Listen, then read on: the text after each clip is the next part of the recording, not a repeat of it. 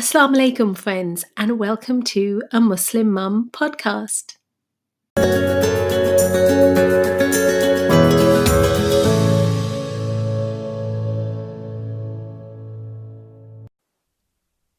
My name is Farhat Amin, and I am the host of the podcast A Muslim Mum. I'd just like to say a big welcome to all my new listeners. Alhamdulillah, I've had a number of new subscribers.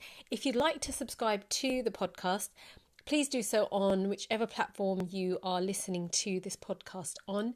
That way, you'll always get updated when there's new podcast.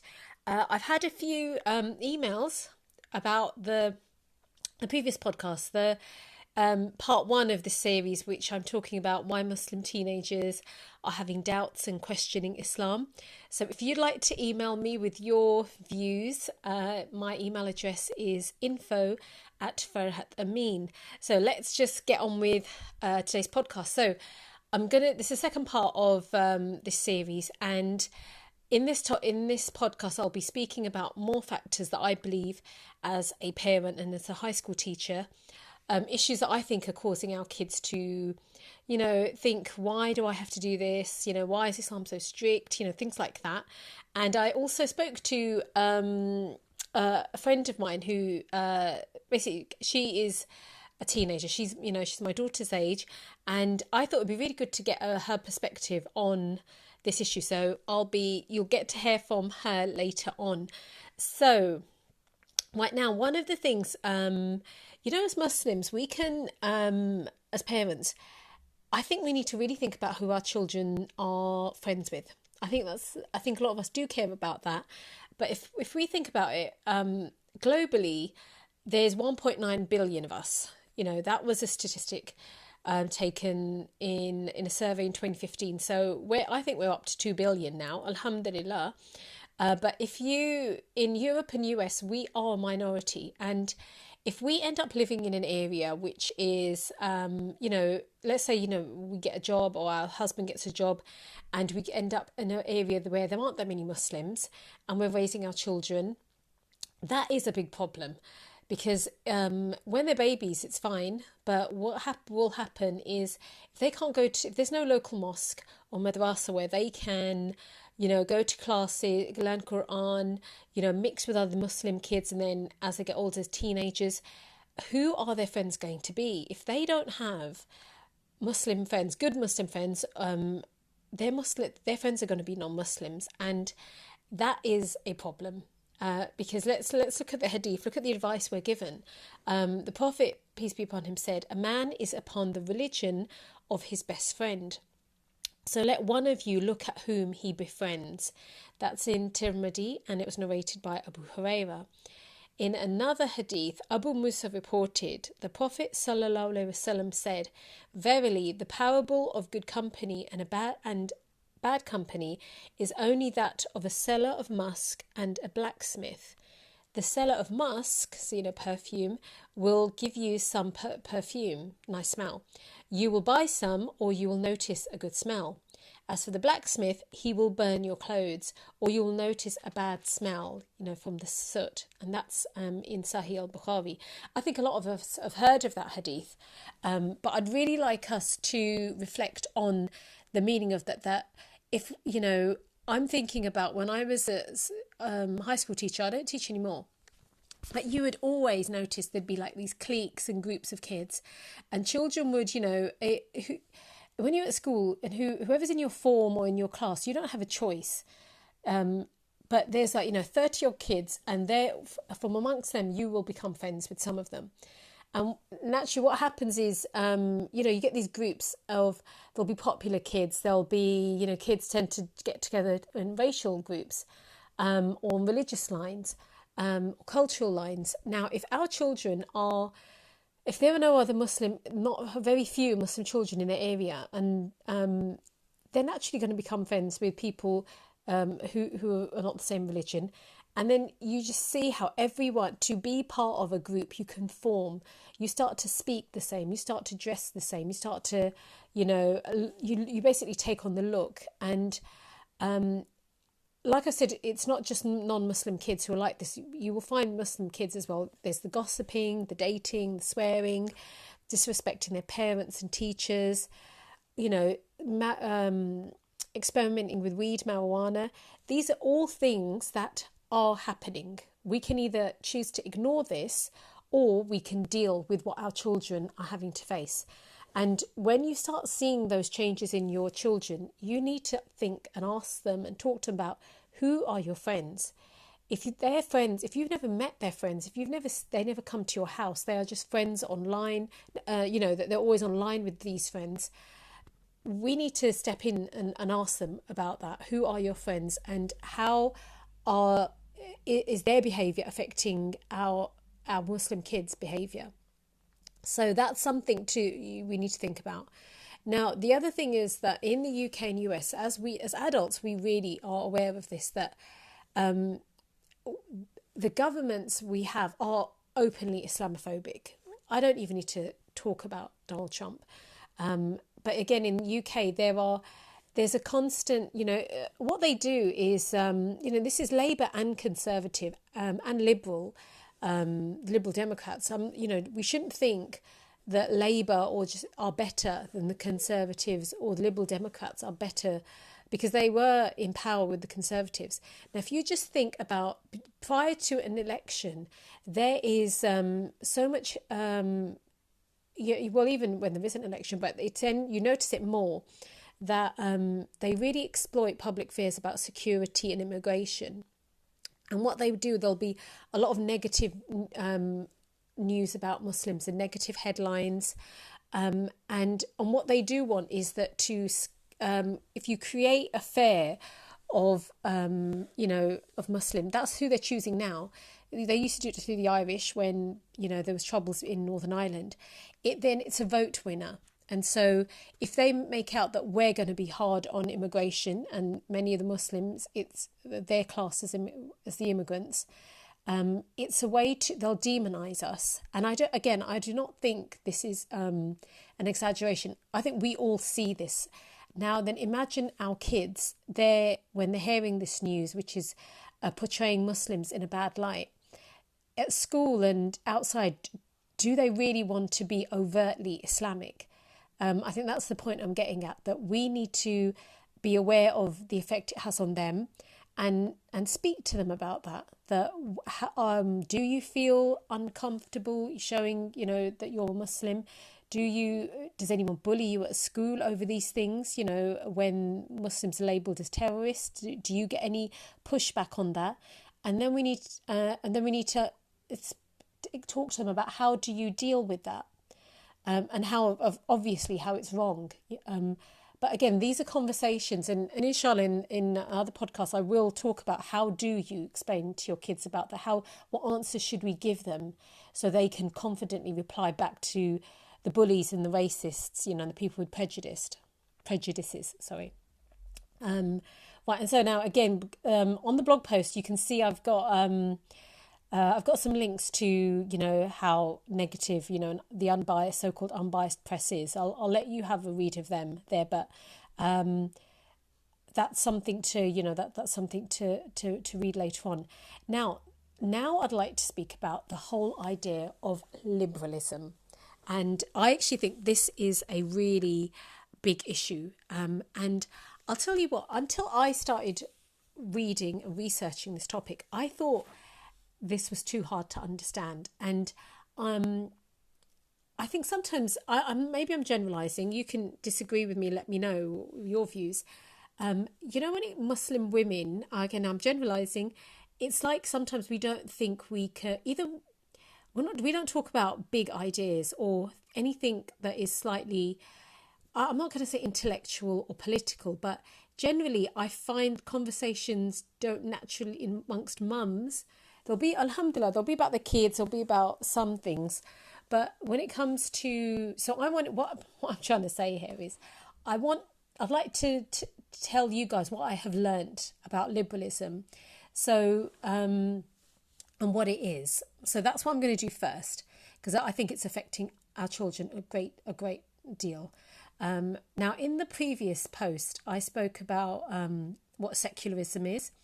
And so that's when you just make your religion very private, and you don't make it a public thing. It's not you don't talk about it. A government that is like Britain is a secular country. Religion, Christianity doesn't make any. It isn't important when it comes to rules and laws in government.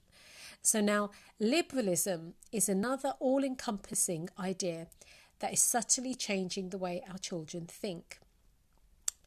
Now, some background information on liberalism. It's an overarching philosophical system that came about 300 years ago in Europe.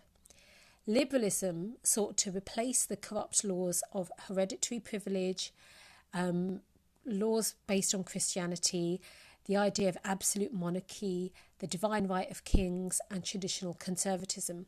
So liberalism was like a pushback and a backlash to those things. Like that's what was going on in Europe. So what that meant, the king had a divine absolute monarchy. They could do whatever they want. They would make the laws. The divine right of kings was that God chose the king, and it's like the king in England was God's chosen viceroy on earth. That's what they used to believe. And then all the corruption that would happen because of that, liberal thinkers decided we don't want that anymore. We want a new system of government. Okay, so now what liberals believe is that morality, i.e. being good or bad, depends on maximising your freedom and maximising personal choice. Okay, so this became the predominant system within Europe in the 18th and 19th century. The founding fathers of liberalism were secular. So some of them did believe in God, but they said what they began to argue was that we do not need religion and God to tell us what's right and wrong in public life. We can figure it out ourselves, okay, collectively. So then you have the idea of democracy. And they would say we'll use rational means, so we'll use our brain, we'll use our intellect, we'll use scientific means to determine what's going to maximise our freedom and our happiness. And so human beings became the lawmakers. That's what liberalism believes, that God does not make the law, people do. We, based on our intelligence, based on collectively agreeing on things, using science, using rationale. So now all of the political and economic, moral philosophies that came later are heavily influenced or are in fact a part of liberalism. For example, capitalism is a liberal philosophy. Why? Because it also wants to maximize human liberty and human choice. So and the idea of, we should be able to make money in whichever way we want. Yeah. And if we make money, that's what makes people happy. And the more money we make, we can employ people. It's, everyone wins. That's the idea. And government shouldn't interfere too much in the production of wealth. So that we live in the UK, in the US, they're capitalist countries. So now all the different ideologies, so ideas about society that we see today, i.e. feminism, modernism, individualism, they all stem from this all-embracing doctrine. Globally, every non-Muslim country has adopted and promoted liberal values. Okay, so now on the, again, in my blog post, I've got some more definitions and links that you can read up about that. And so just here's one which says, liberalism is a political and moral philosophy based on liberty, i.e. freedom, and equality, consent of the governed, and equality before the law. Liberals espouse a wide array of views depending on their understanding of these principles, but they generally support limited government. Government shouldn't interfere in the lives of people too much. Individual rights, including civil rights and human rights. Capitalism, either there should be free market, democracy, secularism, gender equality, racial equality, and freedom of religion. Okay, so superficially, like just on the surface, that definition, it makes being liberal and holding liberal views sound pretty good, I would say. You know, if our kids hear that, they think, yeah, this is good. After all, it stands for freedom of religion, it's tolerant, it advocates equal rights for men and women, it's against racism, it's pro-choice. However, on closer inspection, liberalism is telling our kids they have the freedom to believe in Allah, but they are also free to choose to obey him or disobey him. It's their choice. That is what liberalism is teaching our kids. And that's from my studying of this, I've been studying it for nearly a month, and that's not a long time. That's what I've realised, and I really wanted to share that with you guys, that it, you know, when you say that God shouldn't make the law, say Allah shouldn't decide right and wrong, man should decide this, you're then saying man, Muslim children, Muslim teenagers, Muslim adults, they can choose what law do I want to follow, what rule do I not. It's my choice. I'll choose what I'm comfortable with. I'll choose my way of practicing Islam. You know, it's my version of Islam.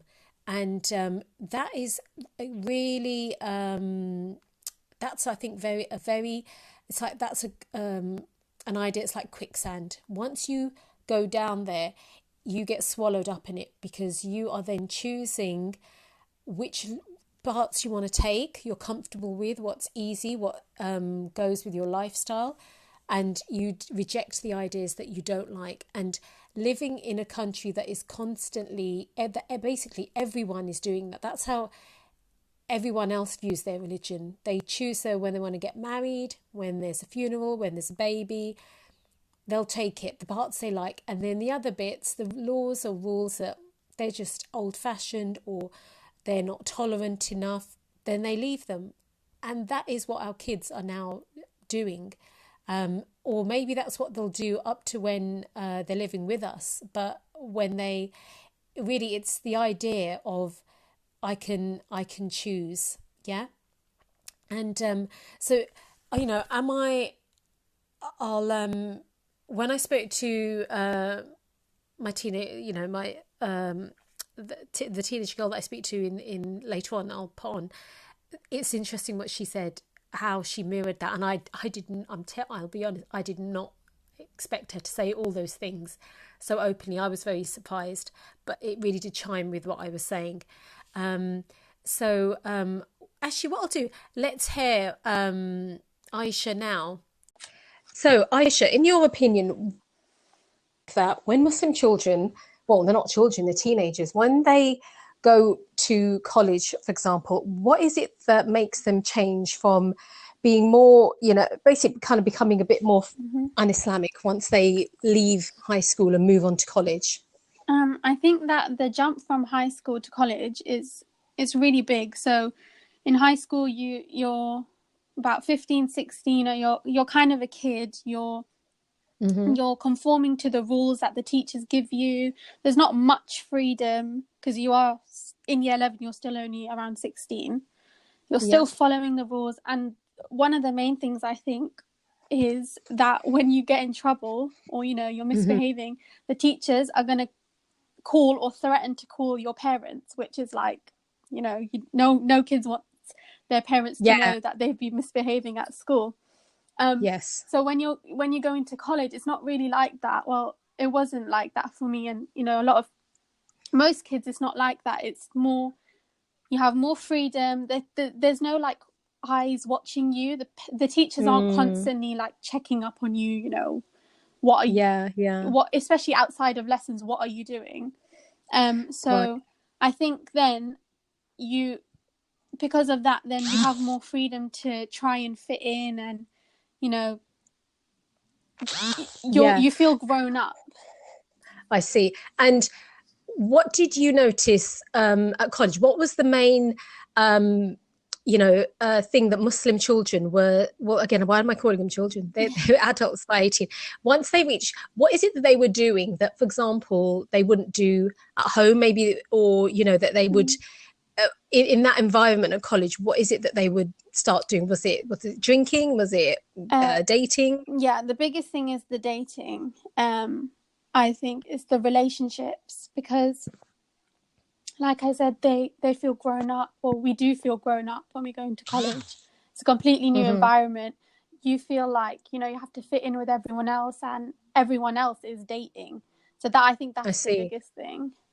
And is that, so the makeup at your college, was it a mixture of, Muslim and non-Muslim kids? Yeah. So I'd say it was about half Muslim, Asians, half black, half white. And so do you think that they, like, these kids aren't dumb? They know about, there's one of the things that majority of Muslims know about is that having a relationship outside of marriage is not allowed in Islam. But why is it? And it's not like the kids, like, these are girls in hijab, aren't they, that you're talking about? These are people who pray. Yeah. But they then would be dating. What was it about the environment that made that acceptable for them? I think, first of all, like, when you say hijab wearing, I don't think that means anything. Okay, that's so interesting. Like, that means nothing compared to, someone who doesn't wear hijab. I think that doesn't, but so that isn't something that would stop. Yeah. So I guess so is it that, I know when you're in an environment where you've got non-Muslim friends who they're dating and, they're kissing, they're doing stuff, does it become normal for kids? Yeah. I think with anything, like, if you're constantly surrounded by other people who are dating, you're going to feel like, to fit in, I need to, even if you don't want to, you're going to feel like, oh, well, I'm not going to fit in. They're going to think I'm weird. They're going to think like, why don't I talk to boys? Why don't I have a relationship too? Yeah. And the thing is that it's, but then I'm sure there were some Muslim teenagers who they chose not to. What is it that you think stops Muslim teenagers from getting involved in haram relationships? I think it's personal, and also I think it's the people you surround yourself with. Like, alhamdulillah, I had a good group of friends who, if I ever did do something like that, they would tell me straight away, like, this is not you, what are you doing? Like, they would shut it down. They would not encourage me. They wouldn't, egg it on. Like, they would tell me from day one, like, what are you doing? But also it's just the I think the relationship you have with your religion. If you know what's right, you know what's wrong. No one else, like, your surroundings shouldn't be able to so easily influence that. That you totally flip and change the minute you get in that environment. What advice would you give to my listeners? Because my listeners are all mums, and how can they help their son or daughter what can they do to help them not get into relationships, or not think that that's what I need to do? I know that's a hard question. One bit of advice would be good. I think you just have to trust in what you've taught them. So first of all, I think there is an issue, and this is, you do need to teach them. Yeah, definitely. Isn't it? I think you have to put some time into, and the thing is, I'm not criticizing any mum who hasn't, because I understand, I know I've made mistakes, but I think just being aware that I have to, you know what, you have to actually talk about sex and relationships. You can't. Definitely. I know for a fact a lot of Muslim parents, they just don't want to talk about it. If you don't talk about it, they're going to get their information from somewhere else that is completely wrong and not Islamic. They're going to get it from an un-Islamic way, and that's how they're going to learn about it. So the best place to get it from is your mum. Yes, mum, that's it, that's right. So okay, mums, you heard that, from a 18-year-old who's so let's take that advice on board. Jazakallah khair, Aisha, that was so helpful. Assalamu alaikum. Alaikum assalam.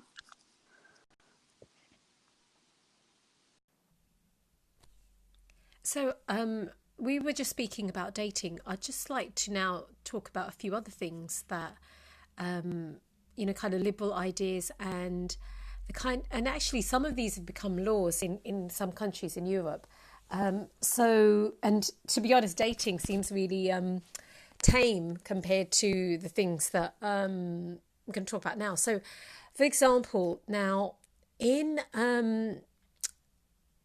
some countries, drugs are legalized. So things like, whether it's marijuana in particular.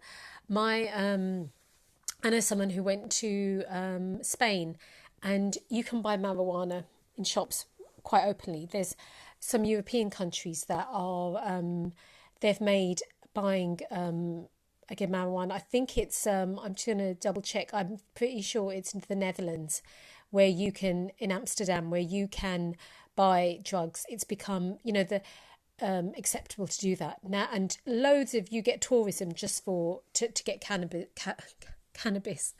You can tell I never say that word.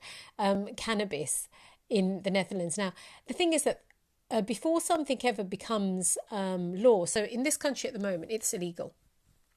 But you have people advocating, like the Liberal Democrats, the party, they advocate, the drug problem is so big in this country that what they say, they're called the Liberal Party, but you don't have to be part of the Liberal Democrats to hold liberal views. Anyone can hold this. But I've got a link on the blog about this, that it says it's time we talked about legalizing drugs. And that was in June 2019. And so the way they make it sound is so reasonable that, if we can then tax it, it can be pure, the sources will be pure, the crime will stop. And it's like they can't stop the problem, so let's legalize it. Alcohol is even worse, as we all know. I don't need to tell you this. Kills more people, and it causes so many, whether it's domestic violence, whether it's drink driving, whether it's fights and injuries. But that's acceptable because it's the idea you're free to choose. You should be able to choose what you want to put in your body, whether you want to drink and now they're saying let's legalize drugs, whereas in Islam we don't have that attitude. It's not just because the majority are committing something that's wrong, doing a sin basically, and just think of what does drugs leads to, the amount of people get hooked and then they get into prostitution because of it.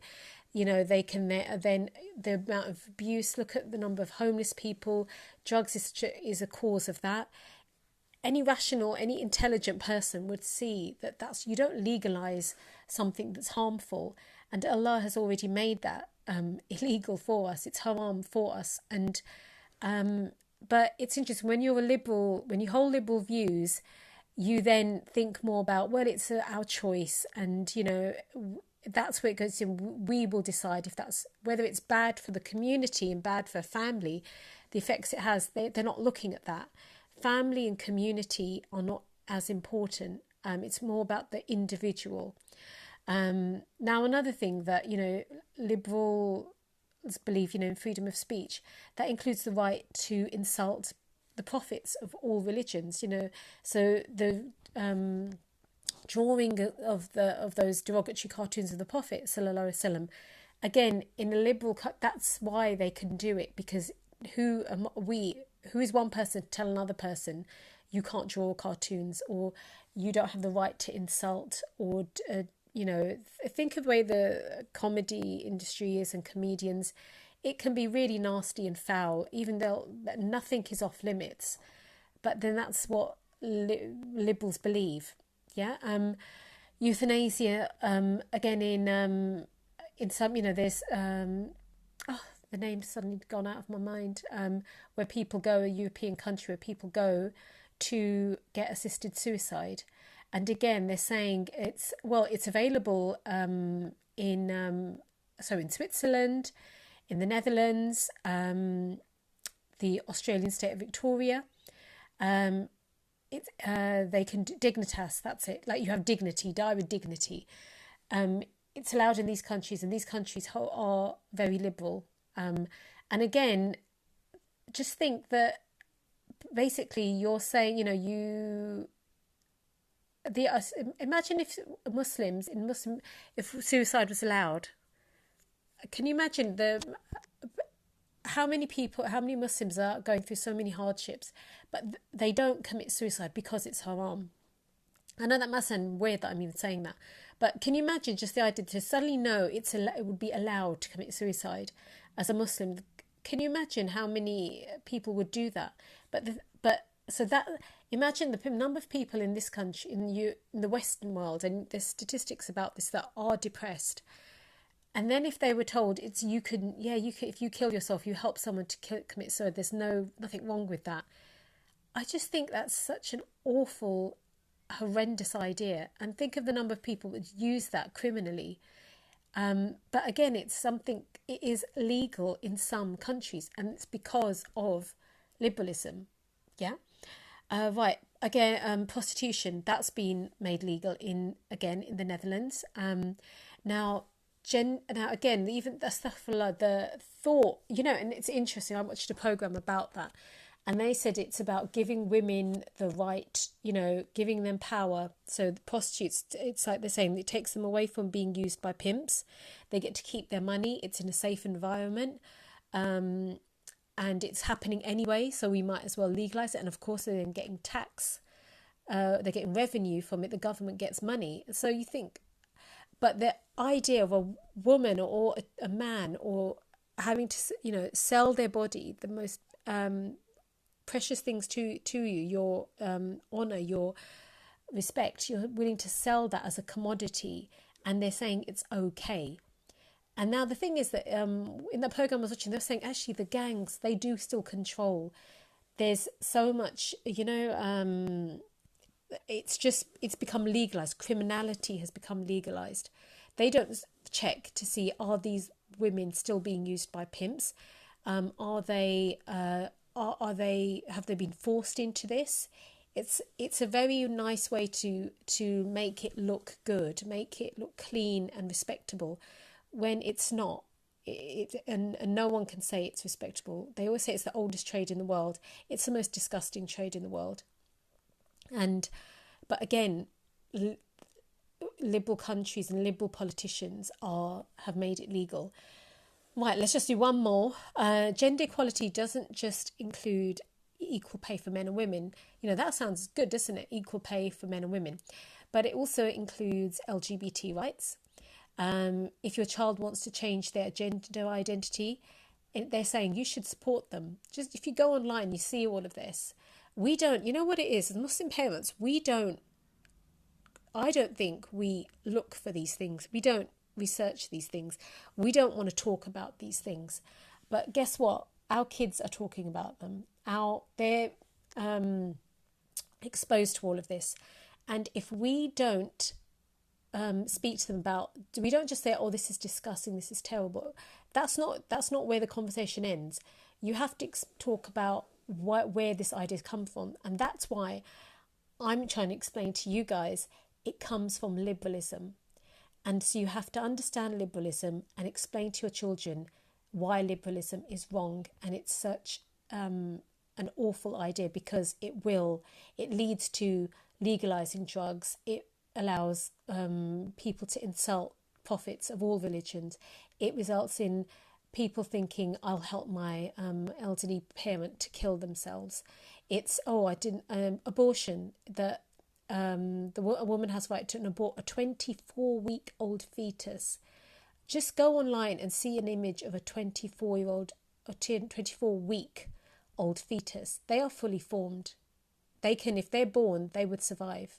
There are examples of 20. So, but it's it's all pro-choice, about a person's choice to,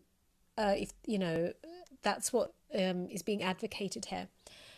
So now I'm going to end the examples there, but I think the main thing I want, inshallah, I'd like you to have left with is, as far as our Muslim teenagers are concerned, I believe liberal ideas are confusing and influencing them massively. European Christians have wholeheartedly embraced liberalism, and their teenagers are disenchanted with religion, and it's inevitably leading them to either become agnostic or atheist. We see that around us, Christian adults and Christian children. And again, this is based on fact. Now, as Muslim parents, we need to wise up to the fact that liberalism isn't just some academic topic only relevant in university classrooms. You know, it's not something that is so deep we can't understand it. We can. I've understood it, so guys, so you can understand it. And it's the central viewpoint of the societies we're living in. It's impacting our teenagers spiritually, morally, socially, and intellectually, and we need to counteract it. So, inshallah, in the following podcast, I'm going to tell you exactly how to do that.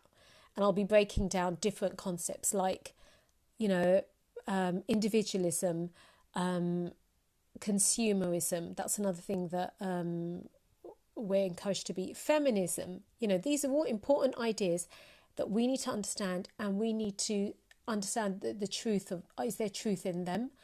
And if there isn't, how do we counteract them? Inshallah, I'll see you. I'll be podcasting in next week. Please subscribe, and I love getting emails from you guys. You can listen to this on www.farhatamin.com. Inshallah, take care. Assalamu alaikum.